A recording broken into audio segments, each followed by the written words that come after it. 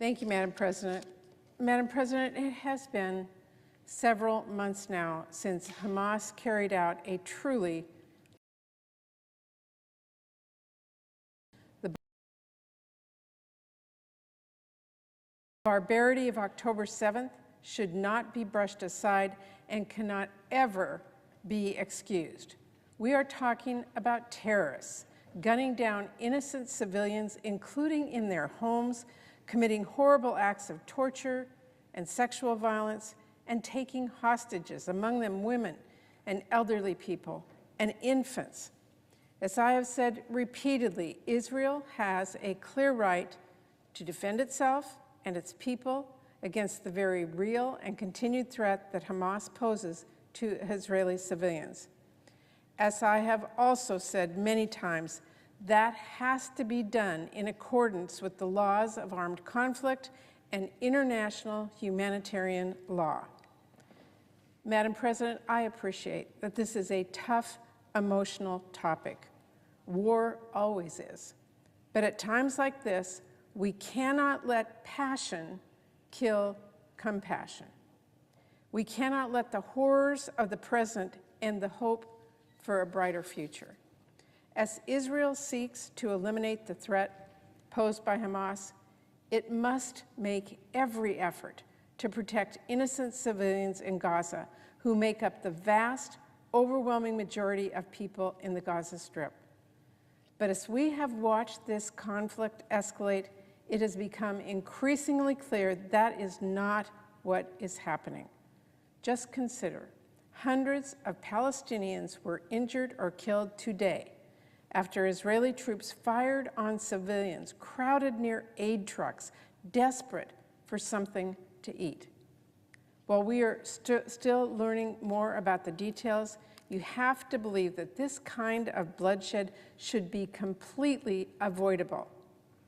I come to the floor today as a friend of Israel. I understand the very real threats Israel, home to about half of the world's Jews, faces outside its borders and in keeping its population safe. And I come to the floor as someone who feels very strongly that Israel absolutely must change course. The collective punishment in Gaza has got to stop, and Israel must do more to protect civilian life. We need a mutually agreed upon ceasefire and end the fighting as soon as possible. We need the return of all the hostages by Hamas, and we need a massive surge in humanitarian aid. Israel needs to understand the casualties they've inflicted on the people of Gaza, the devastation they have caused, cannot continue. It is not in line with American interests, nor does it make Israel safer. The prosecution of this war so far by Netanyahu's far-right government has been nothing short of an unquestionable strategic failure. Many of the families of hostages have been protesting Netanyahu themselves, demanding a mutually negotiated ceasefire to see their loved ones safely returned. Let's consider what is actually happening in Gaza, the human reality on the ground. There are over 2 million people in Gaza who've been displaced from their homes, and 1.7 million people facing imminent starvation. Most of the water in Gaza is unfit for consumption, and 2/3 of the hospitals are no longer operating. There are only 11 left. Think about that. Think about what that means for the countless people who are starving, who are sick, and who are scared, the survivors. Or better yet, listen to the first-hand accounts. I did. There are more than 150,000 pregnant and lactating women in harm's way. Doctors who had worked on the ground in Gaza spoke to me about performing emergency C-sections on rubble or in tents without anesthesia, and women bleeding out because they couldn't get medical care. Since the start of the war, 66,000 Palestinians have been injured, 29,000 have been killed, and more than half of them are women and children. We all understand that war is not a simple thing, But I'll just say, I don't know how you call a military operation targeted when there are 29,000 deaths. I don't know how you call it targeted when there are babies and children being pulled from the rubble. Who does this serve? It cannot continue this way. The situation in Gaza and in the West Bank, where there's been a disturbing rise in brazen violence from right-wing Israeli settlers against Palestinian families, does not lead to peace and security for Israelis or Palestinians. It just doesn't.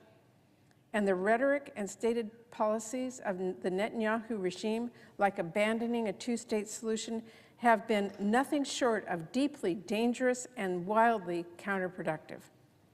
I have voiced my strong support for the President's executive order to allow sanctions on Israeli settlers in the West Bank who threaten or perpetrate violence against Palestinians.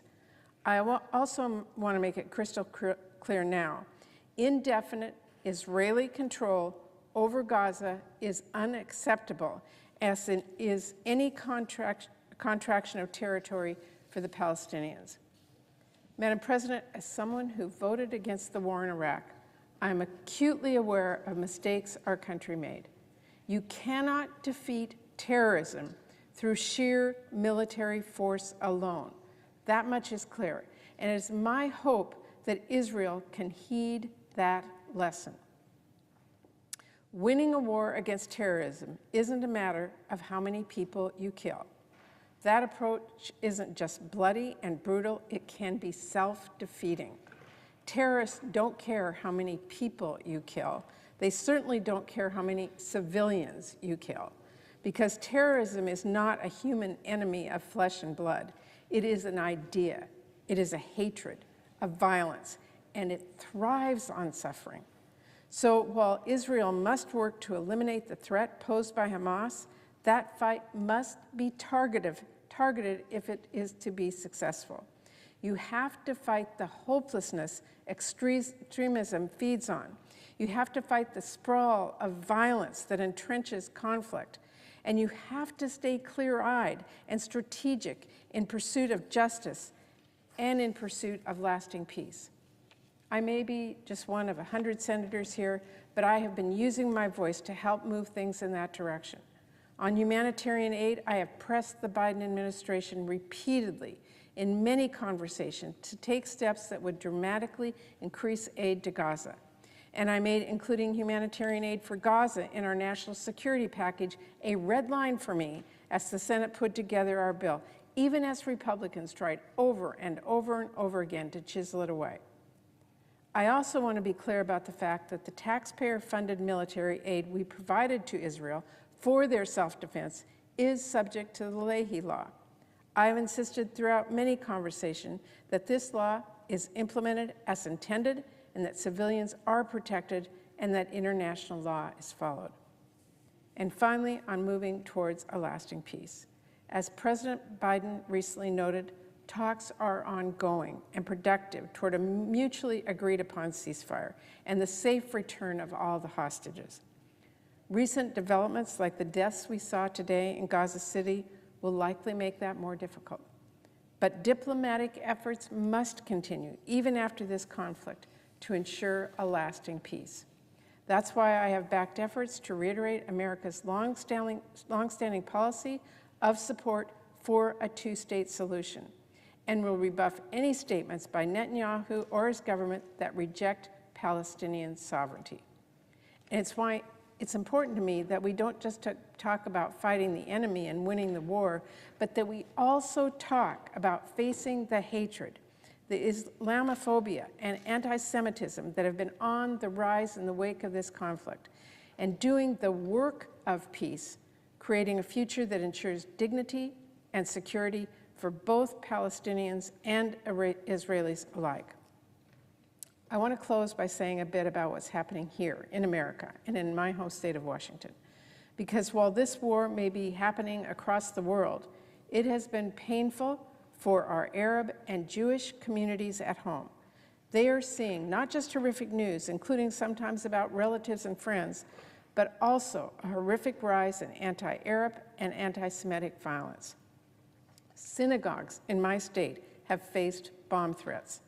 A 6-year-old Palestinian boy in Illinois was stabbed to death. And across the nation, there have been other disturbing reports of violence and threats against people perceived to be Arab, Muslim, or Jewish. It is heartbreaking, and it is incumbent upon all of us to stand against that hatred. Our North Star has to be valuing the humanity in others and listening to the humanity in ourselves. That is my message today, Madam President, and it is a message I'm going to keep working to see put into action. Thank you, and I yield the floor.